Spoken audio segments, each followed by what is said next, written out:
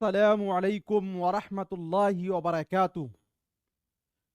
दोस्तों, मैं निशात अहमद आप तमाम साथियों का बहुत बहुत इस्तकबाल करता हूं, खैर मकदम करता हूं, वेलकम करता हूं आपके और साथियों। चैनल को सब्सक्राइब करके घंटी वाले आइकन को प्रेस कर कर नोटिफिकेशन को भाई साहब एक बार आप लोग वीडियो को लाइक कर दें। सभी लोग लाइक बहुत कम है, लाइक बहुत कम है, और चैनल को सब्सक्राइब भी कर लीजिएगा, ठीक है। चलिए, अगला क्वेश्चन है, किसने कहा सभी बच्चों को सीखने की सलाहियत होती है? फराबेल ने, मॉन्टेसरी ने, और रूसो ने, और जॉन डी वी ने। चलिए, किसने कहा सभी बच्चों में सीखने की सलाहियत होती है? किसने कहा सभी बच्चों में सीखने की सलाहियत होती है? तो ये साथियों मारिया मॉन्टेसरी ने कहा। एक तो वो कहा था कि साथियों नॉम चॉम्स्की, किसने? नॉम चॉम्स्की ने कहा था कि हर बच्चे के अंदर सीखने की सलाहियत वो लेकर पैदा होता है, यानी सीखने की जो सलाहियत होती है वो क्या होती है साथियों? पैदाइशी होती है। ये बात किसने कही थी? नॉम चॉम्स्की ने। लेकिन ये भी है कि किसने कहा कि बच्चों में सीखने की सलाहियत होती है? तो मारिया मॉन्टेसरी। मारिया मॉन्टेसरी एक विधि भी है जिसके द्वारा पढ़ाया जाता है ना। चलिए, अगला ये साथियों है, स्कूल की तालीम को क्या नाम दिया जाता है? स्कूल की तालीम को क्या नाम दिया जाता है? रस्मी तालीम, गैर रस्मी तालीम, तालीम बालिगा, इनमें से कोई नहीं। यानी देखिए, हम लोग जो तालीम हासिल करते हैं वो साथियों दो मेथड से करते हैं। एक हमारा जो है वो आपका है गैर रस्मी तालीम, गैर रस्मी तालीम, और दूसरा साथियों आपका है रस्मी तालीम। देखिए, गैर रस्मी तालीम ये साथियों कहां पर होता है? तो ये आपके घरेलू माहौल में होता है।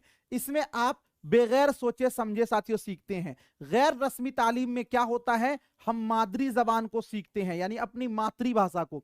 लेकिन रस्मी तालीम में साथियों किसकी जरूरत पड़ती है? तो इसमें उस्ताद की जरूरत पड़ती है। रस्मी तालीम जो है ये कहां होता है? स्कूल में होगा, मस्जिद में होगा, मंदिर में होगा, है ना, मकतब में होगा, यहां पर रस्मी तालीम होगी। यानी रस्मी तालीम वो तालीम जिसमें हम एक मानक भाषा को यानी मेयारी जबान को सीखते हैं।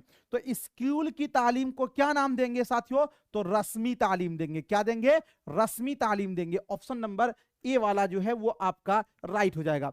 अगला क्वेश्चन है 18 नंबर में, इब्तिदाई खानदगी से क्या मुराद है? खानदगी का मतलब ये होता है साथियों पढ़ना, और इब्तिदाई का मतलब शुरुआत, यानी इस पूरे का हो गया इब्तिदाई साथियों पठन से क्या मुराद है? बच्चे के पढ़ने और लिखने में होने वाली पेशरफ्त की इब्तिदाई मरहले, नए खानदा के पढ़ने और लिखने में होने वाली पेशरफ्त की इब्तिदाई मरहले, पहली नस्ल के पढ़ने और लिखने में पैदा होने वाली पेशरफ्त के इब्तिदाई मरहले, बालिगों के पढ़ने और लिखने में पेश होने वाली रफ्त के इब्तिदाई मरहले। चलिए, इब्तिदाई खानदगी से क्या मुराद है? देखिए, बालिगों का मतलब होता है साथियों नौजवान, है ना, जैसे अभी आप लोग हैं, तो ये तो नहीं होगा इब्तिदाई में। पहली नस्ल, नस्ल नहीं होगा, इसलिए कि साथियों ये इब्तिदाई है। तो यहां पे देखिएगा, अगर हम ये बोलते हैं कि बच्चे के पढ़ने और लिखने में होने वाली पेशरफ्त की इब्तिदाई मरहले, बच्चे बोले, तो चूंकि यहां पर खानदगी है तो बच्चे से बेस्ट ऑप्शन है साथियों नए खानदा। नए खानदा का मतलब यह हुआ कि जो अभी अभी पढ़ना चालू किया, जो अभी अभी पढ़ना शुरू किया। नए खानदा के पढ़ने और लिखने में होने वाली पेशरफ्त की इब्तिदाई मरहले, तो इसीलिए इसका क्या होगा? आपका ऑप्शन नंबर बी वाला राइट हो जाएगा 18 नंबर क्वेश्चन का। चलिए, 19 नंबर क्वेश्चन में, बातचीत के दौरान कौन कौन से दो अमल साथ चलते हैं? बात और चीत, दो लफ्ज है ना, बात और चीत के दौरान। सुनना और देखना, पढ़ना और सुनना, सुनना और साथियों बोलना, सुनना और हंसना। देखिए, बातचीत को ही साथियों क्या बोला जाता है? वार्तालाप बोला जाता है। क्या बोला जाता है? वार्तालाप बोला जाता है। इसके दरमियान साथियों कौन कौन से दो अमल साथ साथ चलते हैं? मान लीजिए साथियों कोई ए व्यक्ति है, कोई बी व्यक्ति है।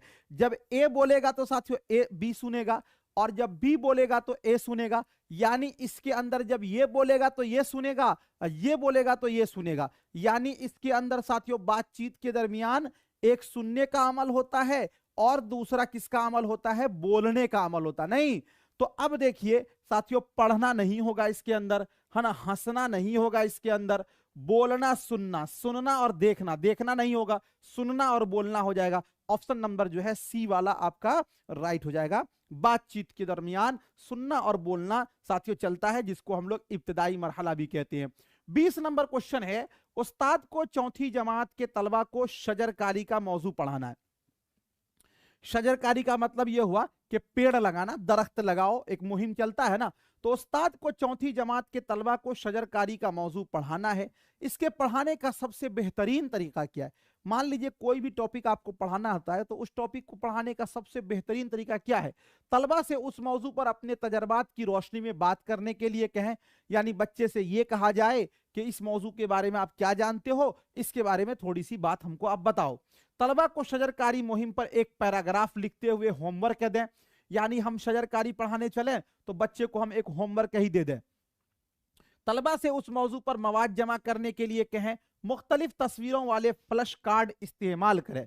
तो देखिए, उस्ताद को चौथी जमात को तलबा को शजरकारी, जब भी आप साथियों कोई मौजू पर पढ़ाते हैं, जब भी आप किसी टॉपिक पर पढ़ाते हैं, तो साथियों सबसे ज्यादा जरूरी ये होता है कि बच्चे को जो साबका मालूमात है, क्या है? साबका मालूमात है, इसी पर साथियों बच्चे को हम क्या करें कि पहले उनके तजर्बात को हम शामिल करें कि इसके बारे में आप क्या जानते हो। तो सबसे पहला जो ऑप्शन है कि तलबा से उस मौजू पर अपने तजर्बात, चूंकि जब बच्चे का फीडबैक लेंगे तो बहुत सारे बच्चे साथियों उससे जुड़ जाएंगे कि शजरकारी बहुत सारे जानेंगे, तो अपने तजर्बात की रोशनी में बात करने के लिए कहें। ये वाला बिल्कुल सही है, ऑप्शन नंबर ए वाला आपका राइट हो जाएगा। क्लियर? चलिए, अगर कोई लड़की, जी ध्यान दीजिएगा, 21 नंबर क्वेश्चन, अगर कोई लड़की हिंदी जबान की तालिबा है, किस जबान की तालिबा है? हिंदी की है, और वो आपकी जबान सीखने आती है। मान लीजिए कि आपकी जबान उर्दू वो सीखने आती है, और आपकी जबान सीखते वक्त गलती करती है, तो आप मुअल्लिम की हैसियत से कौन सा तरीका सही मानते हैं? यानी एक हिंदी जबान की लड़की है, वो उर्दू हो, पर्सियन हो, फारसी हो, जी संस्कृत हो, जो भी सीखने आए, उसमें वो गलती कर रही, तो फिर आपका कौन सा तरीका व्यवहार उसके साथ होना चाहिए? उसे उसकी गलती करने को बार बार याद दिलाना चाहिए कि अरे तुमने ये गलती किया है, तुमने ये गलती किया। तो एक बात बताइए, बार बार गलती को याद दिलाना ये साइकोलॉजिकल ढंग से सही नहीं है, तो ये वाला आपका साथियों क्या हो जाएगा? गलत हो जाएगा। उसे जबान सीखने का ज्यादा से ज्यादा मौका देना चाहिए। अगर भाई वो बोलने में गलती कर रही है दूसरी जबान को, अगर हम उसको मौका देंगे तो मौका से क्या होगा कि उसकी गलती का इजाला होगा, यानी उसकी गलती दूर होगी। तो बी वाला कुछ हद तक सही लग रहा है। उसे नई जबान सीखने के लिए कम से कम आधा घंटा मश्क करने का मशवरा देना। अरे टाइम फिक्स कर देंगे तो नहीं होगा, बल्कि हम ज्यादा से ज्यादा मौका देंगे। देखिए, नई जबान सीखने के दौरान उसकी मादरी जबान के इस्तेमाल का छूट नहीं देना चाहिए, बल्कि जी नहीं, नई जबान जब सीखेगा तो मादरी जबान का छूट देना चाहिए। यह बात भी गलत है, तो ये वही गलत हो जाएगा, सी वाला भी गलत हो जाएगा। तो यह है कि ज्यादा से ज्यादा मौका देना चाहिए। ऑप्शन नंबर बी वाला क्या हो जाएगा? राइट हो जाएगा। 21 का बी वाला ही राइट होगा। अगला क्वेश्चन देखते हैं साथियों, 22 नंबर में, हिंदुस्तानी बच्चों को सीखने की जरूरत है क्या? मादरी जबान, मादरी जबान और इलाकाई जबान, मादरी जबान और अंग्रेजी जबान, कोई तीन जबान। हिंदुस्तानी बच्चों को सीखने की जरूरत है, हिंदुस्तानी बच्चों को सीखने की जरूरत है। देखिए, अपने यहां जो साथियों तालीमी शिक्षा प्रणाली है, वो क्या किस फॉर्मूला पे काम करता है? से लिसानी फॉर्मूला पे। से लिसानी फॉर्मूला साथियों क्या है? यानी त्रिभाषीय शिक्षण सूत्र, मतलब इसके अंदर तीन भाषा हिंदुस्तानी बच्चों को सीखना। एक नंबर में साथियों क्या होता है? इसके अंदर मादरी जबान होता है, ठीक है ना, याद रखिएगा। दूसरे नंबर में साथियों क्या होता है? आपका इलाकाई जबान। क्या होता है? इलाकाई, या इसको बोल सकते हैं रियासती जबान। और तीसरे नंबर में साथियों आपका क्या होता है? मेयारी जबान, है ना जे। तो ये तीन भाषा साथियों यहां के बच्चों को सीखने की जरूरत है। ऑप्शन नंबर डी वाला आपका क्या हो जाएगा? राइट हो जाएगा। अगला क्वेश्चन है साथियों जे 23 नंबर में, जबान पढ़ाने के लिए समई व बसरी तरीकाए कार का इस्तेमाल किस लिए मुफीद है? यानी जो टीएलएम है, यानी जिसके अंदर साथियों समई व बसरी तरीका कार इस्तेमाल करते, ये किस लिए मुफीद है? दुरुस्त तलफ्फुज के लिए, सही तहरीर के लिए, दुरुस्त पढ़ना, और इनमें से कोई नहीं। समई व बसरी तरीका कार किस लिए मुफीद है जी? तो ध्यान दीजिएगा साथियों, इससे आपका क्या होता है? दुरुस्त तलफ्फुज होता है। ऑप्शन नंबर, चूंकि समई से सुनिएगा और बसरी से देखिएगा तो ऑप्शन नंबर ए वाला इसका 23 नंबर क्वेश्चन का जो है आपका राइट हो जाएगा। ठीक है, अगला क्वेश्चन है साथियों 24 नंबर क्वेश्चन आपके स्क्रीन पर। किसी की नकल न करके अपने उस्लूब में लिखना कहलाता है। मतलब देखिए, किसी के हूबहू चीज को नकल न करें, बल्कि उसकी बातों को हमने पढ़ा और उस्लूब में, अपने उस्लूब में लिख दिया। अपने उस्लूब का मतलब यह हुआ कि अपने अल्फाज में हमने उस चीजों को लिख दिया। तो ये क्या कहलाता है? सबसे लिखने का बेस्ट है। एग्जाम हॉल में आप जाते हैं, कहा जाता है कि जी जवाबात जो है अपने ही अल्फाज में लिखें। अपने ही अल्फाज में लिखने का मतलब यह नहीं होता कि आप अपने घर के अल्फाज में लिखें, मतलब वही चीज को, सारांश को आप अपने भाषा में लिखें। तो साथियों, किसी की नकल न करके अपने उस्लूब में लिखना कहलाता है अफसानवी होगा, मकालमा होगा, तख्लीकी होगा, खत होगा। अपने उस्लूब में लिखना ये क्रिएटिविटी है, यही साथियों तख्लीकी कहलाएगा। ऑप्शन नंबर सी वाला आपका राइट हो जाएगा 24 का। ये टोटल 24 साथियों पेडागोजी था। अब एक जो है ना आपका ये क्या बोलते हैं, पैराग्राफ है, और पैराग्राफ में नज्म है। तो देखते हैं इसको कैसे हल करते हैं। दर्जे झैल इख्तिबास को पढ़िए और दिए गए मुतबादिल में से सही मुतबादिल का इंतखाब कीजिए। यानी इसको पढ़ना है। तो पहले हम ऐसा करते हैं, उर्दू में जब भी पैराग्राफ आएगा पहले आप साथियों क्वेश्चन को पढ़ेंगे, उसके बाद पैराग्राफ पढ़िए। वो क्यों उदास बैठा था? रास्ता भूलने की वजह से, दाना न मिलने की वजह से, अंधेरा होने की वजह से, दोस्तों के बिछड़ने की वजह से। वो क्यों उदास बैठा था? उदास बैठा था, इसी यही पूछ रहा ना। तो देखिए यहां से, टहनी पर किसी शजर की तन्हा, बुलबुल था कोई उदास बैठा। समझिएगा जे क्या पूछा जा रहा है। टहनी पर किसी शजर, शजर माने दरख्त, टहनी पर किसी शजर की तन्हा, बुलबुल था कोई उदास बैठा। कहता था कि रात सर पर आई, उड़ने चुगने में दिन गुजारा। पहुंचू किस तरह आशियां तक, हर चीज पे छा गया अंधेरा। सुन के बुलबुल की आहोजारी, जुगनू कोई पास ही से बोला। हाजिर हूं मदद को जानो दिल से, कीड़ा हूं अगरचे मैं जरा सा। कीड़ा हूं अगरचे मैं जरा सा। क्या गम है जो रात है अंधेरी, मैं राह में रोशनी करूंगा। वो क्यों उदास था भाई? तो साथियों आप इस पूरे शरांश को पढ़ेंगे तो आपको देखिए यहां पर आपको मिलेगा कि वो क्यों उदास था। फिर से मैं एक बार देख पढ़ाता हूं आपको। टहनी पर किसी शजर की तन्हा, बुलबुल था कोई उदास बैठा। यानी एक पेड़ पर कोई बुलबुल था उदास बैठा। कहता था रात सर पे आई, यानी रात सर पे आ गई है। उड़ने चुगने में दिन गुजारा, यानी पूरे दिन तो हम उड़ने चुगने में गुजारे हैं। रात सर पर आ गई है, यानी अंधेरा हो गया। रात सर पर आ गई यानी अंधेरा हो गया। पहुंचू किस तरह आशिया तक, आशिया मतलब घोंसला, यानी मैं अपने आशिया तक कैसे पहुंचू। हर चीज पे छा गया अंधेरा, यानी जब रात आ गई है, अंधेरा हो गया, तो मैं कैसे पहुंचूंगा। सुन के बुलबुल की आहोजारी, यानी बुलबुल जो तड़प रहा था उसकी आहोजारी सुन के जुगनू कोई पास से बोला। बुझ बुझ बुझ बुझ नहीं करता है वही।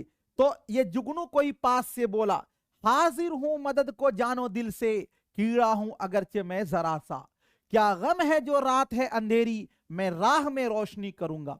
तो साथियों ध्यान दीजिएगा, ये जो है ना वो क्यों उदास बैठा था? रास्ता भूलने की वजह से, दाना न मिलने की वजह से, अंधेरा होने की वजह से। तो आपका हो जाएगा अंधेरा होने की वजह से। चलिए अब आगे देखिए, बुलबुल की बात सुनकर कौन आया। देखिए जब आपको पैराग्राफ से ऑप्शन न मिले, याद रखिएगा पैराग्राफ आमतौर पे टकराता नहीं है, लेकिन एक चीज ये याद रखिएगा, जब आपको पैराग्राफ से ऑप्शन न मिले तो याद रखिएगा साथियों, आप पैराग्राफ को 2 बार 3 बार आप पढ़ लीजिएगा, बहुत बेहतर ढंग से आप सही आंसर तक पहुंच पाइएगा। बुलबुल की बात सुनकर कौन आया? जुगनू आया, तोता आया, कौवा आया, कबूतर आया। जुगनू उसमें था, ऑप्शन नंबर सी ए वाला आपका राइट हो जाएगा। जुगनू ने बुलबुल की क्या मदद की? पेड़ पर रात बसर करने को कहा, उसको रास्ता बताया, अपनी रोशनी से रास्ता को रोशन किया, उदास उसको ढारस बना दी। उसको जे जुगनू ने क्या बोला गया है? जुगनू ने बुलबुल की क्या मदद की? तो अपनी रोशनी से रास्ते को रोशन किया। देखिएगा यहां पर तो इसने क्या मदद की, तो आपको पैराग्राफ में मिलेगा, टहनी पे किसी शजर की तनहा बुलबुल था कोई उदास बैठा, कहता था कि रात सर पे आई उड़ने चुगने में दिन गुजारा, पहुंचू किस तरह आशियां तक हर चीज पर छा गया अंधेरा, सुन के बुलबुल की आहोजारी जुगनू कोई पासी से बोला, हाजिर हूं मदद को जानो दिल से, कीड़ा हूं अगरचे मैं जरा सा। है ना, क्या गम है जो रात है अंधेरी, मैं राह में रोशनी करूंगा। तो जुगनू ने क्या किया, रास्ते में रोशनी कर दिया, रास्ते में क्या कर दिया, रोशनी कर दिया। तो जुगनू ने साथियों क्या मदद की, रास्ते को रोशन किया। तो जुगनू ने बुलबुल की क्या मदद की, पेड़ पर रात बसर करने को कहा, जी नहीं। उसको रास्ता बताया, जी नहीं। अपनी रोशनी से रास्ते को रोशन किया, बिल्कुल सही है। ऑप्शन नंबर सी वाला जो है ये आपका राइट हो जाएगा। ठीक है, अगला क्वेश्चन जो है साथियों आपके स्क्रीन पर, अंधेरे का मुतजाद क्या होगा, उजाला होगा, रोशनी होगा, सफेदी होगा, स्याही होगा। अंधेरे का मुतजाद, तो अंधेरे का मुतजाद होता है साथियों उजाला। ऑप्शन नंबर जो है ए वाला आपका राइट हो जाएगा। अगला क्वेश्चन है, कीड़ा हूं मैं अगरचे जरा सा, ये किसने कहा, तो जाहिर सी बात है ये जुगनू ने कहा था। ऑप्शन नंबर बी वाला आपका राइट हो जाएगा। अगला क्वेश्चन है साथियों, बुलबुल कहां बैठा था, दरख्त के ऊपर, दरख्त की शाख पर, दरख्त के नीचे, दरख्त की टहनी पर। तो देखिए बुलबुल कहां बैठा था, देखिए इसी पर आपको मिल जाएगा, ये जो अभी आपने नज्म पढ़ी है। तो यहां पे देखिए, टहनी पे किसी शजर की तनहा बुलबुल था कोई उदास बैठा। बुलबुल कहां बैठा था, टहनी पे, यानी किसी दरख्त के टहनी पे। शजर माने दरख्त, है ना। तो अब इसका राइट जो आंसर होगा साथियों वो क्या है कि बुलबुल कहां बैठा था, तो दरख्त के ऊपर, दरख्त के शाख पर, और दरख्त के नीचे, दरख्त की टहनी पर। देखिए शाख और टहनी एक ही चीज है, लेकिन चूंकि साथियों पैराग्राफ में टहनी आया है तो इसीलिए आपका हो जाएगा ऑप्शन नंबर डी वाला जो है वो आपका राइट हो जाएगा। इसीलिए मेहनत भी कीजिए, ऊपर वाले से दुआ भी कीजिए, और इंशाअल्लाह आप जरूर कामयाब होइएगा जी, आपको कोई नहीं रोक सकता। ठीक है ना। और मेरा शेर तो आपको याद हो ही होगा कि मंजिल की जुस्तजू है तो कर जोहद मुसलसल, मंजिल की जुस्तजू है तो कर जोहद मुसलसल, यूं मुफ्त में चांद सितारे नहीं मिलते। थैंक यू सो मच, बहुत बहुत शुक्रिया, खुदा हाफिज।